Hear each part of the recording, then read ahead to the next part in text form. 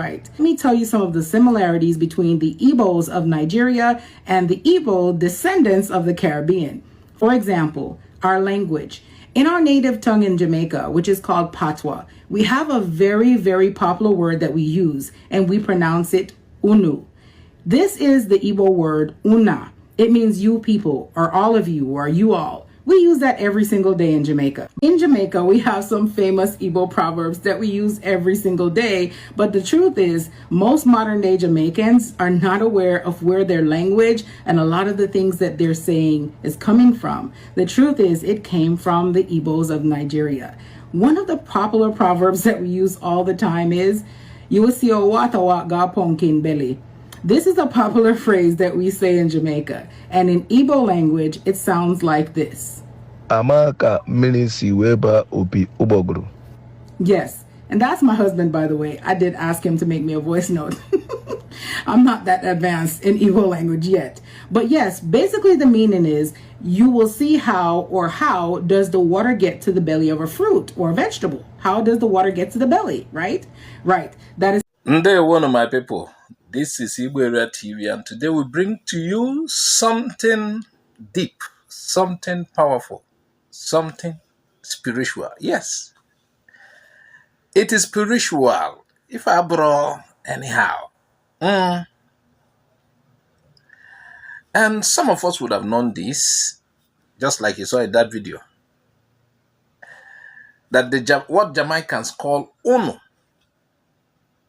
is Igbo, and same meaning, unu.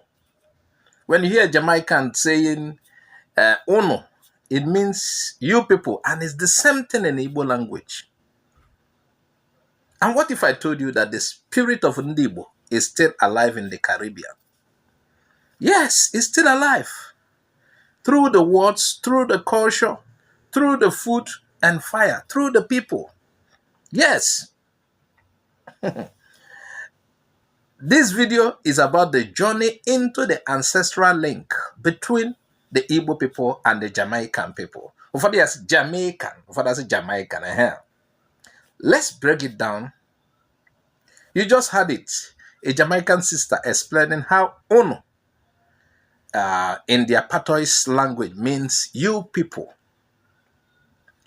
First of all, some people asked me about her internet address, her link. I don't have it yet. I wish to have it too because I want to link up with her. She's an interesting person. She's connecting to her roots.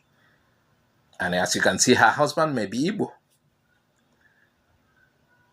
Yes, she's trying to connect with her roots. I am also looking for her link in case you have it. So, this video is loaded. It's already loaded based on what you've seen, and we will continue. To every Igbo speaker watching this, the word is not foreign. Unu is not foreign. It is home. It is ours. It is Igbo. Jamaicans, many Jamaicans have Igbo blood running in them. That is what I'm about to tell you with this video. Stay tuned. So, unu in Igbo means you all or you people. Jamaican Patois says, uses unu in exact same way. You could hear such in Nigeria pidgin, una. I think it evolved from unu, Igbo. There are certain words that are in Nigerian pidgin English that were borrowed from Igbo actually, in case you don't know. So Nigerian pidgin English say una. But unu, Jamaican said unu, and Igbo say unu. It is not a coincidence. It is a trace of ancestry. And let me tell you what happened. Between the 17th and the 19th centuries, during the transatlantic slave trade, over 1 million Igbos were forcibly taken from southeastern Nigeria. Then it was not called Nigeria, you know. They were taken to the Americas. Many of them were taken to Jamaica, Haiti, Barbados, Trinidad, and even as far as Cuba and Brazil. So our blood, Igbo people with Igbo ancestries, are scattered over the world. Yes, a lot of these people, if you check their DNA, it is corresponding. It is saying Igbo, Igbo, Igbo. Though some of them would have lost a lot in terms of language, but their ancestry is Igbo. And this particular lady is connecting to her roots. In Jamaica, the Igbo were so numerous that they were known by slave owners as the Igbo nation. Yes, the fact is, the Igbo people resisted slavery fiercely. They fought, they rebelled, and even chose death over bondage. You hear the case of Igbo landing. So, but they also left their language, culture, spirituality, and wisdom behind, when they were taken as slaves. Now, let's take a closer look to Jamaican Patois. It's a Creole language formed from English, Creole, but heavily influenced by African languages, especially Igbo and Akan. The Akan, you talk about the Ghanaians, yes, there's also that influence. And let me show you some examples. Uno, you people in Igbo, Uno. Duppy, ghost in Igbo, Mmụọ or Ndị Mmụọ. Nyam, Nyam, Nyam, to eat and possibly from Nyam. Nyam, to eat and possibly from Nyam. Pikin, child and Igbo, Nwa. Obeah, witchcraft and Igbo, Obeah. Divination, spiritual force. So, Jamaican words like Obeah comes straight from Igbo spiritual system. Even Zion, bushbats, and libation have roots in African ancestral practice. So, beyond language, the connection continues in culture. Strong respect for ancestors and spirits. Use of drums to communicate. Call and response singing. These are all African, importance of family, community, and resilience.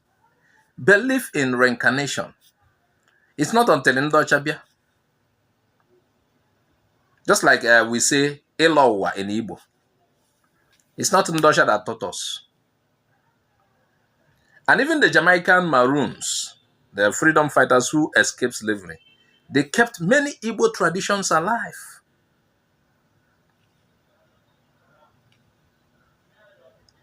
My people, this is bigger than just words. This is about memory. This is about soul. Most Jamaicans don't know their roots, that their roots are Igbo. They were cut off from it, and the reason is slavery. We know colonization and whitewashing. But now, the awakening is going on. I will not say begun. It has begun. It's going on. So, an Igbo in Nigeria hears Ono from a Jamaican and feels a connection. That is it. A Jamaican learns the word Ono comes from Igbo land and he reclaims their identity. So this is why platforms like IGBO AREA TV exist, to reconnect the family that was scattered. The sister in the video also echoed a powerful Igbo proverb. Amaha kamili si we bano piubogoro. That is, she said it was from her husband. Just like saying, no one knows how the water entered the god. You see how she pronounced it? In Jamaica, they say, you heard her. It's a way of acknowledging a deep, mysterious truth. So,